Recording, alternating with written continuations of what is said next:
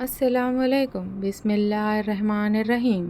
حضرت فاطمہ رضی اللہ تعالیٰ عنہ حضرت محمد مصطفیٰ صلی اللہ علیہ وسلم اور حضرت خدیجہ رضی اللہ تعالیٰ عنہ کی بیٹی تھیں۔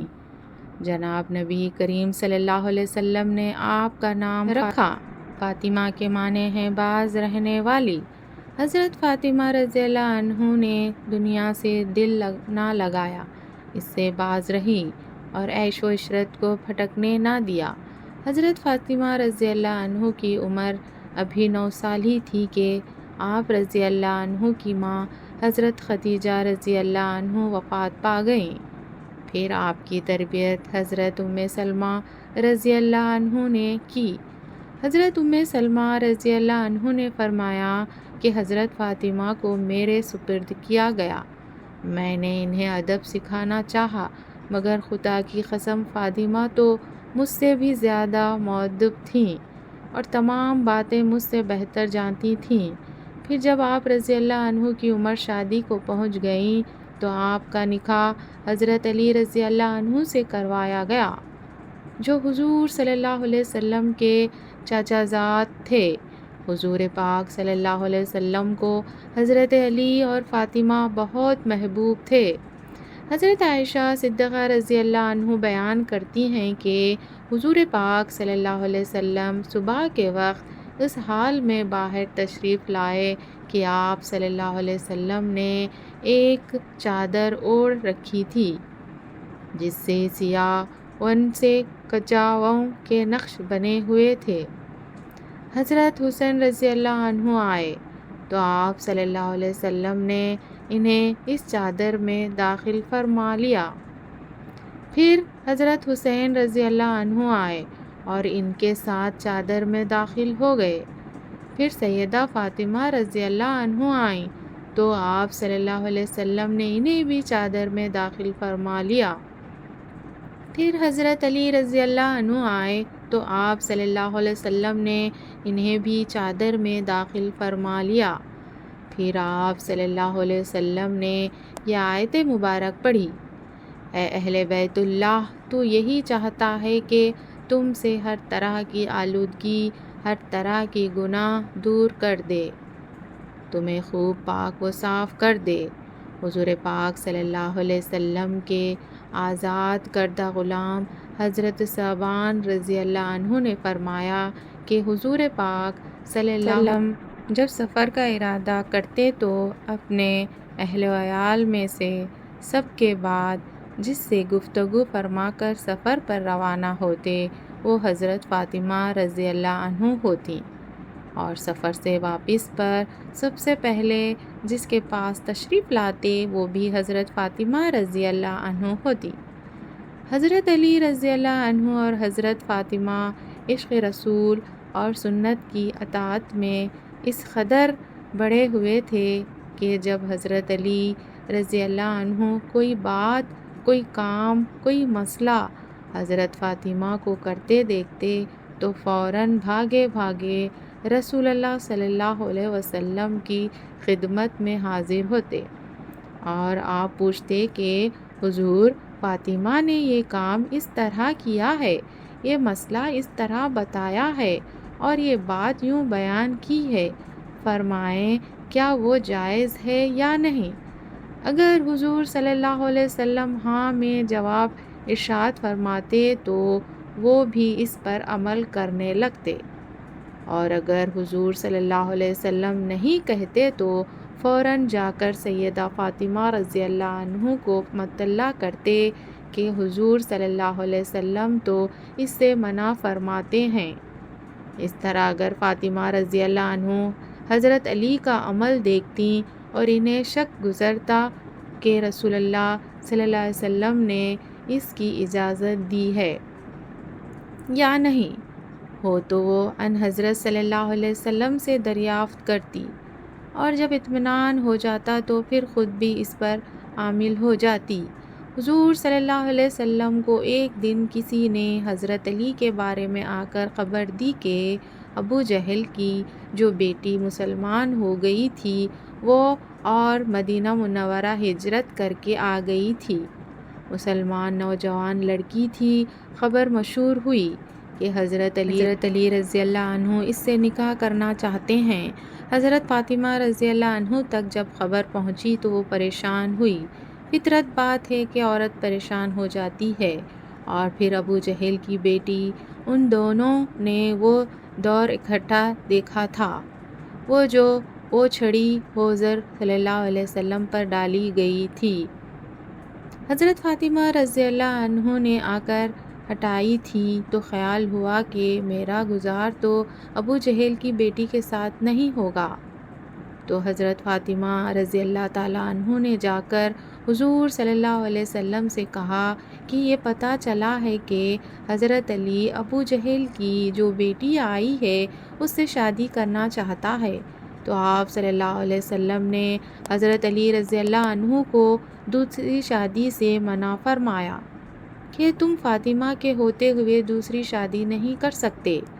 حضرت مسعود بن مخرمہ رضی اللہ عنہ سے روایت ہے کہ میں نے رسول اللہ صلی اللہ علیہ وسلم کو منبر پر یہ فرماتے ہوئے سنا کہ بنی ہشام بن مغیرہ نے مجھ سے یہ اجازت مانگی ہے کہ ہم اپنی بیٹی کی حضرت علی رضی اللہ عنہ سے شادی کر دیں، میں اجازت نہیں دیتا۔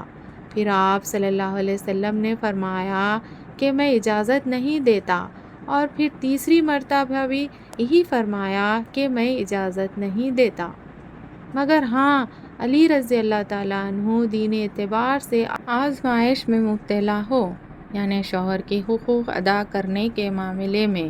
مثلاً حضرت فاطمہ رضی اللہ عنہ کو سوکن سے ایذا پہنچنے کا خدشہ تھا، اور حضرت فاطمہ رضی اللہ عنہ کو ایذا پہنچنے سے نبی کریم صلی اللہ علیہ وسلم کو ایذا پہنچتی، جو کہ ممنوع ہے۔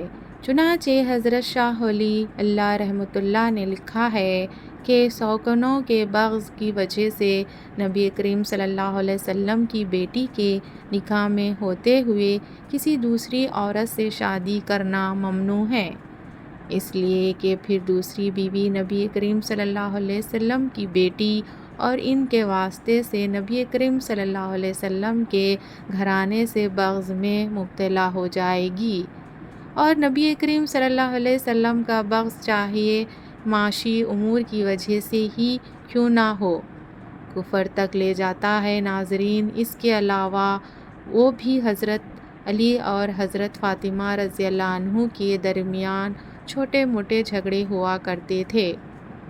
چنانچہ ایک روایت میں آتا ہے کہ حضرت علی رضی اللہ عنہ کو ان کی کنیت ابو تراب سب سے زیادہ پیاری تھی، اور اس کنیت سے انہیں پکارا جاتا تھا تو بہت خوش ہو جاتے تھے، کیونکہ یہ کنیت ابو تراب خود رسول اللہ صلی اللہ علیہ وسلم نے رکھی تھی۔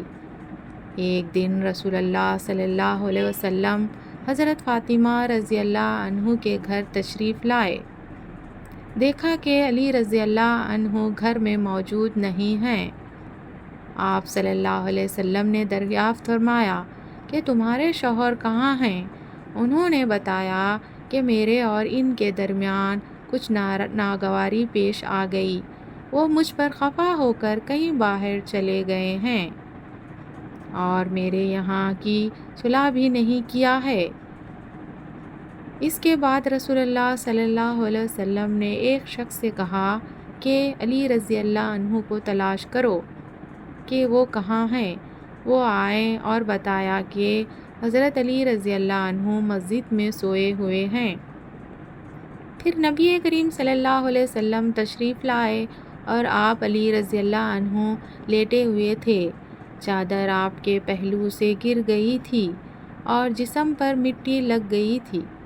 رسول اللہ صلی اللہ علیہ وسلم جسم سے دھول جھاڑ رہے تھے اور فرما رہے تھے، اٹھو ابو تراب اٹھو۔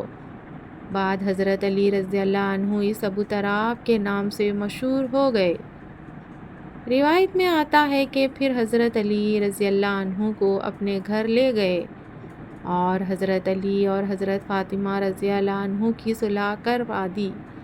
بخاری شریف کی روایت ہے، حضور بیمار ہیں، بیٹی پتہ لینے آئی ہے، اس وقت تک باقی تینوں فوت ہو چکی تھیں۔ حضور کی وفات کے وقت ایک ہی بیٹی زندہ تھی، وہ بھی 6 مہینے رہی۔ بعد میں حضرت فاطمہ اباجی کا حال پوچھنے آتی ہے۔ حضور اٹھ کر بیٹھ گئے، سر پر ہاتھ پھیرا، بٹھایا، باس جیسے باپ بیٹیوں کو بٹھاتے ہیں۔ بیٹھے بیٹھے حضرت عائشہ کہتی ہیں کہ حضور نے فاطمہ کے کان میں کوئی بات کہی تو فاطمہ رونے لگ گئی۔ تھوڑی دیر بعد پھر حضور صلی اللہ علیہ وسلم نے قریب کر کے کان میں بات کہی تو خوش ہو گئیں۔ جب وہاں سے فارغ ہوئیں تو میں نے الگ بلا کر پوچھا، بیٹا حضور کیا کہہ رہے تھے؟ انہوں نے کہا، اماں جی، ابا جی نے کان میں کہا تھا جو بات کان میں کی جائے وہ کیا ہوتی ہے؟ راز ہوتی ہے۔ حضور صلی اللہ علیہ وسلم کی وفات کے بعد کافی دن گزر گئے تو حضرت عائشہ نے پھر بلایا، میں تمہیں ماں ہونے کا واسطہ دیتی ہوں، بتاؤ حضور نے کیا کہا تھا؟ کہا، ہاں اب بتاتی ہوں آپ کو حضور نے کیا کہا تھا۔ کہا، ہاں اب بتاتی ہوں آپ کو حضور نے مجھے کان میں کہا تھا کہ فاطمہ، میں شاید ایک آدھا دن اسی بیماری میں چاہ رہا ہوں، بیٹی کو باپ کی وفات کی اطلاع ملے تو بیٹی کیا کرے گی؟ تھوڑی دیر کے بعد حضور نے دیکھا کہ میں پریشان ہو رہی ہوں زیادہ تو کان میں کہا کہ بیٹی میرے بعد سب سے پہلے تم میرے پاس آؤ گی، تو خوش ہو گئی۔ حضور نے اپنی وفات کی خبر دی ہے تو بیٹی رونے لگ گئی ہے، اور بیٹی کو اس کی وفات کی خبر دی ہے تو وہ خوش ہو گئی ہے۔ یہ باپ بیٹی کا معاملہ تھا۔ ام المومنین حضرت عائشہ صدیقہ رضی اللہ عنہ فرماتی ہیں، سیدہ فاطمہ رضی اللہ عنہ جب حضور نبی کریم صلی اللہ علیہ وسلم کی خدمت میں حاضر ہوتی تو حضور نبی کریم صلی اللہ علیہ وسلم کھڑے ہو کر ان کا استقبال فرماتے، انہیں بوسہ دیتے، خوش آمدید کہتے اور ان کا ہاتھ پکڑ کر اپنی نشست پر بٹھا لیتے، اور جب آپ صلی اللہ علیہ وسلم سیدہ فاطمہ رضی اللہ عنہ کے ہاں رونق افروز ہوتے تو سیدہ فاطمہ رضی اللہ عنہ بھی آپ صلی اللہ علیہ وسلم کے استقبال کے لیے کھڑی ہو جاتی اور آپ صلی اللہ علیہ وسلم کے دست اقدس کو بوسہ دیتی۔ ام المومنین حضرت عائشہ صدیقہ رضی اللہ عنہ فرماتی ہیں، حضرت فاطمہ زہرا رضی اللہ عنہ تشریف لائیں اور ان کا چلنا ہو بہو حضور نبی کریم صلی اللہ علیہ وسلم کے چلنے جیسا تھا۔ بس آپ صلی اللہ علیہ وسلم نے اپنی لخت جگر کو خوش آمدید کہا اور اپنے دائیں یا بائیں جانب بٹھا لیا، پھر چپکے سے ان سے کوئی بات نہ کی تو وہ رونے لگی، تو میں نے ان سے پوچھا، آپ کیوں رو رہی ہیں؟ پھر آپ صلی اللہ علیہ وسلم نے ان سے کوئی بات چپکے سے کہی تو وہ ہنس پڑی۔ بس میں نے کہا کہ آج کی طرح میں نے خوشی کو غم کے اتنے نزدیک کبھی نہیں دیکھا۔ میں نے ان سے پوچھا، آپ سے حضور نبی کریم صلی اللہ علیہ وسلم نے کیا فرمایا تھا؟ انہوں نے جواب دیا، میں رسول اللہ صلی اللہ علیہ وسلم کے راز کو ظاہر نہیں کر سکتی۔ جب حضور نبی کریم صلی اللہ علیہ وسلم کا وصال ہو گیا تو میں نے ان سے پھر پوچھا تو انہوں نے جواب دیا، آپ صلی اللہ علیہ وسلم نے مجھ سے یہ سرگوشی کی تھی کہ جبرائیل علیہ السلام ہر سال میرے ساتھ قرآن مجید کا ایک بار دور کیا کرتے تھے، لیکن اس سال 2 مرتبہ دور کیا ہے۔ میرا خیال یہی ہے کہ میرا آخری وقت آ پہنچا ہے، اور بے شک میرے گھر والوں میں سے تم ہو جو سب سے پہلے مجھ سے ملوگی۔ اس بات نے مجھے رلا دیا۔